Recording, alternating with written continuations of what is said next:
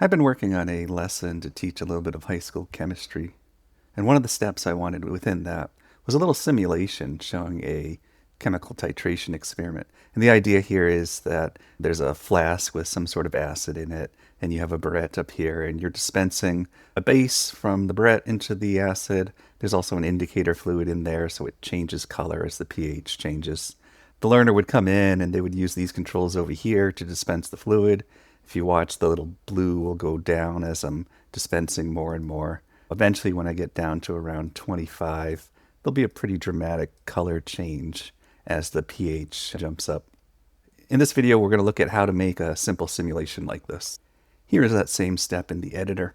You might notice that there's kind of three widgets here. There's a visual display, there's an input widget, and then there's this kind of hidden calculation. These widgets are all custom widgets that I had to make. So let's go ahead and go through the process of creating those. And then at the end, we'll come back here and I'll show you how to actually use those within the step to set it all up. In my widget library, I can click the Create Widget button. The first one I'm going to do is the visual component for the chemistry titration visual. We'll create that. And then we'll open up the vibe coding environment. Okay, the first thing I'm going to do is I'm going to switch to the Sonnet model. It's a little bit more capable than Haiku, but it does cost a little bit more. Now I've already prepared a prompt to start us off with, so I'm going to paste that in, and while it's working through, I'll describe what we're going to do. So I've told it that I want a visual component that'll help me simulate a chemistry titration experiment. I talk about how it should have a burette with a bluish fluid in it. It should have markings from 0 to 50 milliliters, and every 10 milliliters is labeled with marks for every milliliter. You want to be very specific like that and when describing what things should look like. And then underneath that should be a flask with a fluid in it. When the pH is 7 or more, it should be pinkish, with more vibrant colors the higher the value, and very pale, closer to 7. And then I go on to tell that it should have 2 numeric expression inputs. The words numeric expression are important to use in things like this because that'll tell it that I want to be able to plug variables or formulas into the inputs for it. That's for the pH level.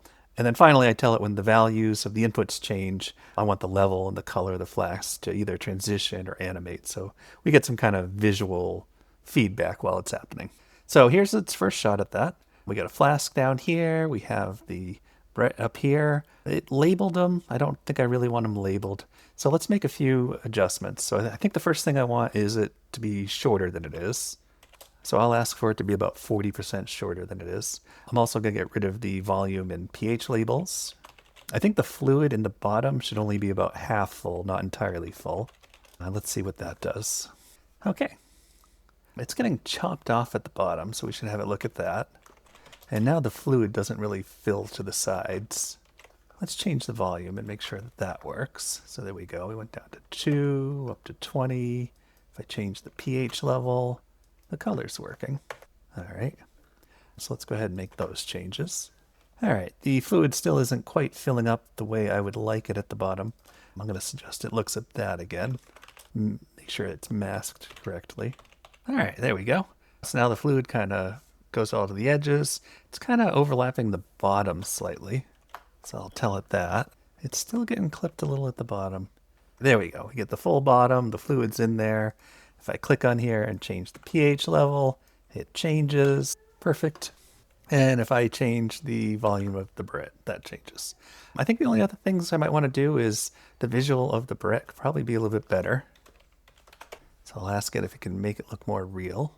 Now in a future demo, we're going to show how you can have an artist generate an SVG and a graphics program and then import that and use it as a starting place for something like this. But I think we did pretty good there. I put a little shine on the fluid. It looks a little more round now. I think that'll do for our simple demo here. So what I'm going to do is I'm going to publish this widget, and then it'll be available for me to use in my lesson. For the next one, we're going to create our input control. So I'm going to call it the chemistry input. Again, that's going to be a visual component, so I selected that option. All right, just like last time, I have a prompt prepared. So I'll paste that in and talk about it while it's working. So I asked it to give me a component that has a box with a number in it. To the right of that should be 2 buttons, one for +1 milliliters and the other one for +5 milliliters. I told it that when I press the +1, it should increment by 1, And when I push the +5, it should increment by 5. I also made sure to tell it that it should be bound to a variable that it displays. So here we are. That is pretty good. That's pretty close. It has a variable input. I think I want these buttons next to each other instead of on top of each other. So let's tell it that. Great. And I think that's actually going to be good enough for this component. So let's publish it. And we will move on to the final component. So we create a new component. This one's going to be a logic module because it's not going to be visual. It's going to be our pH calculator.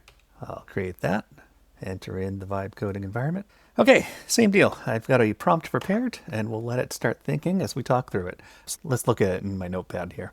So I told it I want a non-visual logic component to calculate pH. There's 4 inputs here that I listed, from the concentration of the acid and the base, and then the volume of the acid and how much of the base was added. And then the pH is calculated like this. So first you have to figure out how many moles of acid, then how many moles of base, and then there's a kind of a little if-else calculation here depending on which one is bigger. I did tell it to make sure to have 4 numeric inputs that variables can be plugged into and have an output variable of the calculated pH. So here it is. This component will not be visible during playback, it says, which is exactly what I asked for. I can see my inputs, and that looks pretty good. If I come down here, I can see that I have numeric inputs for my 4. And if I start adding base, I should see the pH change up there. When I get to, I think, 25 is when it should suddenly kind of shoot up. Oh, yep, it shot up to 7.0 right there. And if I go over that, we start going higher into the alkali territory. Okay, I'm going to go ahead and publish that. Now that we have our 3 components, let's come into a lesson and actually use them. So the first thing I have to do is come into my settings and go into widget availability and turn on those widgets that we just created. Now those will be available. I do have to exit the step and reload it so that they appear. And then I think the next thing I want to do is set up my grid layout. Right now it's just one big cell. I think I'm going to want a header across the top, and then the visual is going to be kind of to the left, and then the input will be over here to the right. So I'll just have 2 columns. Let's save that and see what it looks like. So we're going to start off with a text up here. I'll edit this, and we'll say something like, dispense the base into the flask until you reach the equilibrium point, and we'll save that. Okay.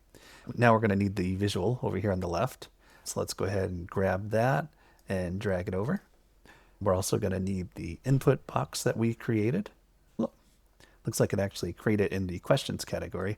When I was in the vibe coding environment, I should have told it which category to put it in, and then it would have been a little bit easier to find. And then I'm going to want our pH calculator, and we're going to drop that right below. Remember, that's not displayed to the learner. So now I have my visual, I have an input, and I have the calculator. I have to wire all those together. I'm going to create some variables. One of those variables is going to be the calculated pH. That's a number. And let's go ahead and have that start off at 0 since it's a strong acid. And let's have one more variable for the dispensed base. Again, it's a number, and we'll start that off at 0. So up here for my input, this is going to control the dispensed base.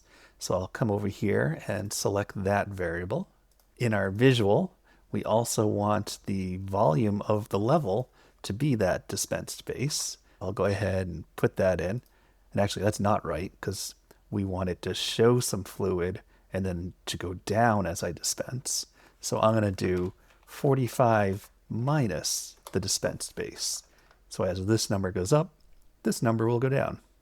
And then we have to plug that into our pH calculator too. So the amount of dispensed base gets plugged into our base volume.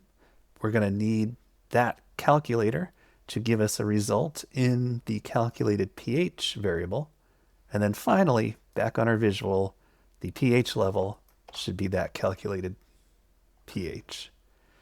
So we have 2 variables that tie these 3 components together. If I go ahead and do a quick preview of this, I can see that as I add base, the level is coming down just like I wanted. Let's try 5. Yeah, goes down by 5. Okay. And then the color of the fluid here, the way the math works out, it should change right around 25. So let's go 23, 24, 25. Oh, there we go. 26, and it gets darker and darker as we go. And that is how to build this really simple kind of chemical simulation for students to do an acid titration lab. This would be one step in a larger lesson. So you would want to surround it with instruction, probably have some questions at the end, maybe do out the math so that you actually calculate the concentration of the original acid, which would have been the goal of the experiment.